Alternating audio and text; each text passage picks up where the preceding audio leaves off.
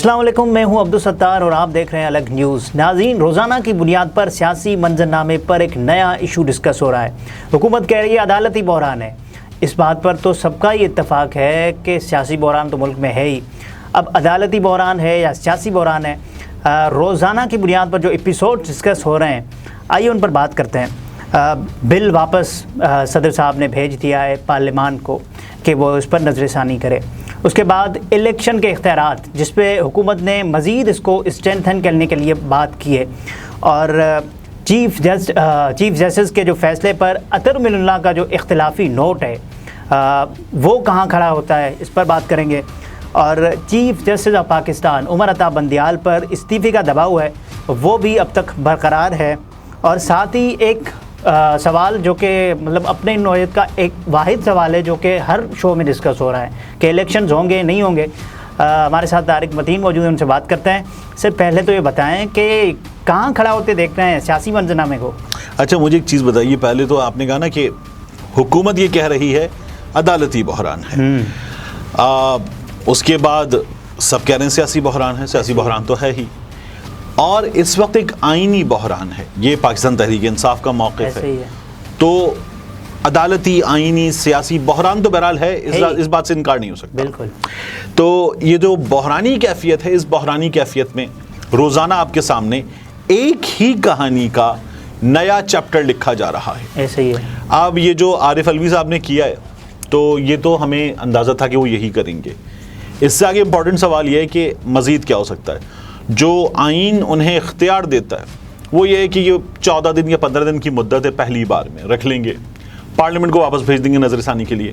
پارلیمان اس پہ کچھ تبدیلی کرے تب واپس بھیجے ان کو، یا تبدیلی نہ کرے اور ایز اٹ از واپس بھیج دے ان کو کہ نہیں جناب اس پر دستخط کیجئے، تو پھر ان کے پاس مزید 10 دن ہیں۔ تو اب جب پہلی بار واپس بھیج دیا ہے تو ان کے پاس ہیں مزید 10 دن۔ ان مزید 10 دنوں میں میرا یہ خیال ہے کہ پارلیمان آج ہی واپس بھیج دے گی، کل واپس بھیج دے گی۔ مزید 10 دنوں میں کیا ہوگا، لیکن یہ 10 دن تو مل جائیں گے۔ اس کے بعد بحث ہو رہی ہے کہ پھر رولز امپلیمنٹ ہو جائیں گے۔ رولز امپلیمنٹ تو حکومت پھر جائے گی۔ یہ جو فیصلہ ہے 3 رکنی بینچ کا، بلکہ 5 رکنی بینچ کا، تو آخر میں 3 ججز نے فیصلہ دیا، متفقہ فیصلہ ان 3 ججز کا، تو یہ فیصلہ جو ہے یہ جائے گا اپیل میں۔ چیف جسٹس اطہر بن اللہ کا، اعجاز الحسن کا، مسٹر جسٹس منیب اختر کا، حکومت اس پر اپیل دائر کرے گی۔ اب یہاں سے ایک نئی کہانی شروع ہوگی کہ پھر جب اپیل میں جائیں گے تو بعض لوگ یہ کہہ رہے ہیں کہ نیا بینچ بنے گا۔ یاد رکھیے گا، جو اپیل ہے اس کا بینچ وہی ہوتا ہے، ریویو اسی بینچ کے پاس جاتا ہے، 3 رکنی تو اسی کے پاس جائے گا۔ اچھا، لیکن بعض کا یہ خیال ہے کہ پھر نئے قانون کے تحت ہوگا یہ کہ نیا قانون اور یہاں اب جو ہے وہ نیا بینچ بنے گا۔ اس پر ایک بحث ہے، یہ لیگل ایکسپرٹس بتائیں گے، لیکن دوبارہ ہمارے سامنے عدالت میں حکومت محاذارہ نظر آئے گی ہمیں، یہ کیفیت تو طے ہے۔ تو آگے کیا ہوگا اس کی ایک پکچر یہ ہے، مزید 10 دن اور اس کے بعد پھر دوبارہ حکومت عدالت میں ہمیں ٹکر مارتی ہوئی، لڑائی کرتی ہوئی نظر آئے گی۔ رانا ثناء اللہ نے کہہ دیا الیکشن تو نہیں ہوں گے۔ عرفان قادر صاحب جیسا وکیل، بڑا وکیل، وہ یہ کہہ رہا ہے نہیں ہو سکتے الیکشن، کچھ ہو جائے۔ یعنی یہ وہ سچویشن ہے، کسی کا باپ بھی الیکشن نہیں کرا سکتا۔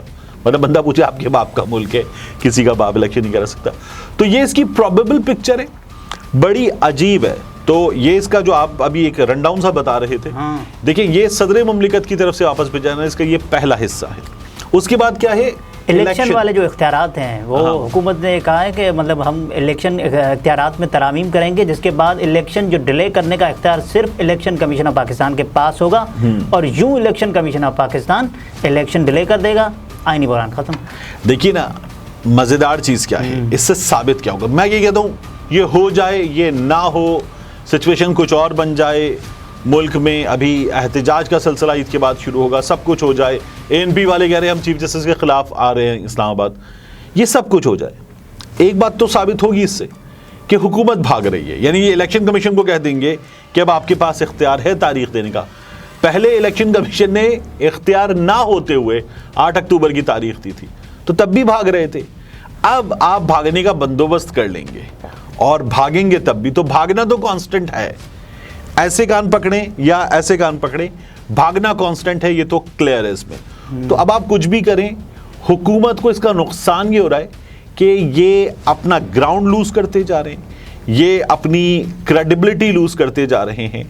ویسے بھی جو ان کی مینجمنٹ کی صورتحال ہے، گورننس کی صورتحال ہے، اس میں عزت تو لوز ہو ہی رہی ہے، لیکن اب یہ سب کچھ لوز کرتے چلے جا رہے ہیں، کان ایسے پکڑے ویسے پکڑے، نقصان ان کو ہو رہا ہے۔ اچھا، اس پر ایک ضمنی سوال وہ یہ کہ مطلب جو قانون اس وقت رائج تھا، چیف جسٹس نے تو اس حساب سے فیصلہ دیا، اب یہ قانون بدل لیا جائے گا تو اس پہ یہ ہوگا کہ مطلب عمل درآمد؟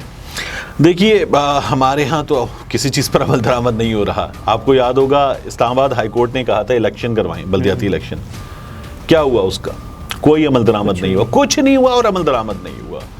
اس کے بعد ارشد شریف کا کیس کیا ہوا؟ کچھ نہیں ہوا اور کوئی عمل درآمد نہیں ہوا۔ تو ہمارے یہاں عمل درآمد جو ہے وہ مذاقی بنایا ہوا ہے، لیکن یہاں یہ جو معاملہ ہے یہ ذرا سا سیریس ہے، تو میرا یہ خیال ہے کہ ابھی لڑائی بڑھے گی، باقی چیزیں کلیئر ہوں گی آہستہ آہستہ میں۔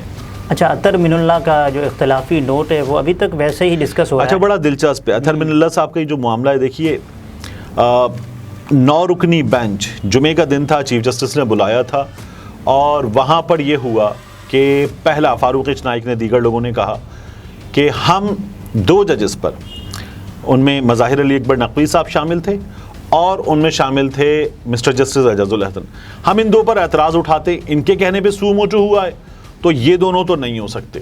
چیف جسٹس نے کہا منڈے کو بات کریں گے، اور انہوں نے کہا یہ سو موٹو تو آپ کہہ رہے ہیں، لیکن 2 اسمبلیوں کے اسپیکرز کی قراردادیں ہائی کورٹس میں ہیں، تو ہم نے اس لیے معاملے کو ٹیک اپ کیا ہے۔ اچھا، منڈے کو جب آئے ہیں تو 27 تاریخ تھی، منڈے کو 2 ججز نے کہا کہ ہم اپنا اس پر فیصلہ دے چکے نا، مائنڈ دے چکے، تو ہم تو یہ سمجھتے ہیں کہ از خود نوٹس ہے، تو ہم نے ہی کہا ہے، تو اب یہاں ان 2 کو رکھیے گا اس از خود نوٹس کے فیصلے میں، ٹھیک ہے۔ پھر اس کے بعد ہوا کہ جی چیف جسٹس کو اختیار دیتے ہیں، نیا بینچ بناتے ہیں، تو 9 رکنی بینچ سے چیف جسٹس نے بنا دیا 5 رکنی بینچ۔ اب آپ کو کہیں بھی 7 رکنی بینچ نظر آیا؟ بالکل نہیں۔ 7 رکنی بینچ کی جو بات ہو رہی ہے کہ 4-3 کا فیصلہ ہے، تو 4 اور 3 ملا کے 7 بنتے ہیں، 7 رکنی بینچ تو وجود ہی نہیں رکھتا تھا، تو وہ تو تھا ہی نہیں۔ اب یہ جو 7 رکنی بینچ 9 رکنی بینچ والی بحث ہے، اس میں 2 ججز کہہ چکے کہ چیف جسٹس از خود نوٹس لیں، تو از خود نوٹس کے حق میں وہ دونوں، یہ جو 3 آخر میں متفقہ فیصلہ دیتے ہیں، ان کو شامل کر لیں تو یہ 5 ہو گئے، ٹھیک ہے۔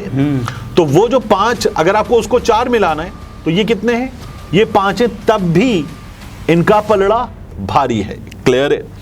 دوسرا، اطہر من اللہ صاحب علیحدہ ہو گئے تھے، 27 کو علیحدہ ہو گئے، تو پھر 27 کو ان کا اختلافی نوٹ لکھ لیا گیا یا انہوں نے ڈکٹیٹ کروا دیا۔ ان کو یکم کی چیز 27 کے نوٹ میں کیسے پتا چلی؟ جو چیز انہوں نے 27 کو لکھوا دی، اب تو جاری ہوا ہے نا، یہ اب یہ جاری ہوا ہے 25 صفحات کا، جو چیز انہوں نے لکھوا دی وہ یکم کے نوٹ میں ان کو کیسے پتا چلی؟ تو یہ بڑا حیران کن ہے، یہ تو کوئی جادوئی صلاحیت ہے ماشاءاللہ سے۔ چیف جسٹس پر استعفے کا دباؤ بڑھتا جا رہا ہے، کیسے دیکھ رہے ہیں اس کو؟ اچھا، اس دباؤ کی نا میرے نزدیک وہ حیثیت ہے جو سگریٹ پی لینے کے بعد، ہمارے یہاں لوگ سگریٹ پیتے ہیں نا، تو سگریٹ پی لینے کے بعد جو اس کا سگریٹ بٹ ہوتا ہے آخر میں، ٹوٹا ہوتا ہے آخر میں، وہ فومی والا، اس کی جو حیثیت ہوتی ہے وہی حیثیت ہے، کیونکہ اس کو پھر آپ پھینکتے ہیں، پھینک کے مسلتے ہیں اور سائڈ پہ کر دیتے ہیں۔ کیونکہ کن 3 لوگوں نے کہا استعفیٰ دیں؟ میاں نواز شریف نے، ایک کنوکٹڈ شخص جو عدالتوں سے بھاگا ہوا ہے، وہ کہہ رہا ہے استعفیٰ دیں، اس کی کوئی ویلیو نہیں ہے۔ فضل الرحمان نے، ایک شخص جو منتخب پارلیمان میں موجود نہیں ہے، وہ کہہ رہا ہے استعفیٰ دیں، کوئی حیثیت نہیں ہے۔ مریم نواز شریف صاحبہ کبھی کوئی الیکشن نہیں لڑا، آپ چیف جسٹس آف پاکستان سے کہیں گی اس پارلیمانی، عدالتی، سیاسی، آئینی بحران میں آپ اس سسٹم کا حصہ نہیں ہے، کوئی نہیں ہے۔ ہاں، حکومت نے کہا ہے کہ چیف جسٹس استعفیٰ دیں، یہ بہت سیریس ہے۔ حکومت کو باقاعدہ طور پر یہ موجود ہے ہمارے آئین میں کہ حکومت عدالت کے معاملات میں مداخلت نہیں کر سکتی، یہ توہین عدالت کے مترادف ہے۔ تو چیف جسٹس کو 1 استعفیٰ نہیں دینا چاہیے، 2 چیف جسٹس استعفیٰ میری رائے میں نہیں دیں گے، یہ جس طرح کا کام کر رہے ہیں. انہوں نے اب تک عوام کے لیے کون سی قانون سازی کی؟ جب سے یہ لوگ آئے ہیں انہوں نے اپنے لیے نیب قوانین, اینٹی کرپشن قوانین اور پھر اس کے بعد انتخابات سے بھاگنے کے قوانین بنائے. انہوں نے عوام کے لیے کون سا قانون بنایا؟ وہ جو لائنوں میں کھڑا کر کے آٹا دے رہے ہیں, بے عزتی کرتے ہوئے عام آدمی کی, ان میں بھی مر رہے ہیں. اس میں لوگ ایک تو آٹے کی لائنوں میں مر رہے ہیں, دوسرا وہ آٹا کھا کے بیمار ہو رہے ہیں. وہ آٹا جانور بھی نہ کھائیں اس کی روٹی, وہ اس قابل نہیں ہے. تو آپ لوگوں نے عوام کے لیے تو کچھ بھی نہیں کیا, جو کیا ہے اپنے لیے کیا ہے. اچھا پہلے تو یہ بتائیں کہ اب الیکشنز ہوں گے نہیں ہوں گے, اور یہ پروگرام اب 10 اپریل کو کر رہے ہوں گے. 10 اپریل وہ مدت ہے کہ جس پہ حکومت نے کچھ چیزیں امپلیمنٹ کرنی ہے عدالت کے مطابق. تو کیسے دیکھ رہے ہیں 10 اپریل کو, اور الیکشنز ہوں گے نہیں ہوں گے؟ اب الیکشن جو ہیں وہ ہوں گے. اچھا الیکشن 14 مئی کو ہوں گے یا نہیں ہوں گے یہ ابھی کلیئر ہونا باقی ہے. لیکن مجھے یہ لگتا ہے کہ یہ جو سچویشن جس طرف بڑھ رہی ہے, پورے ملک میں الیکشن کروانے پڑیں گے, اس کے سوا چارہ نہیں ہے. اور جو چارہ گر سمجھتے ہیں ہمارے اپنے آپ کو, وہ چاہتے ہیں الیکشن نہ ہو, اکتوبر میں بھی نہ ہو, اس برس بھی نہ ہو, اگلے برس کے مڈ تک نہ ہو, اور پھر وہ اگلے برس کے اختتام پر کسی وقت الیکشن کے بارے میں شاید کوئی سوچ رکھتے ہیں. لیکن میرا خیال ہے کہ بھاگنا اتنا آسان نہیں ہوگا. چارہ گروں کی چارہ سازی سے درد بدنام تو نہیں ہوگا؟ دوا دیں مگر مجھے یہ بتلا دیں کہ آرام تو نہیں ہوگا. یہ جون ایلیا صاحب کا شعر ہے. اور ناظرین پروگرام کنکلیوڈ کرتے ہیں. گفتگو آپ نے ملاحظہ فرمائی, اجازت دیجیے, اللہ حافظ.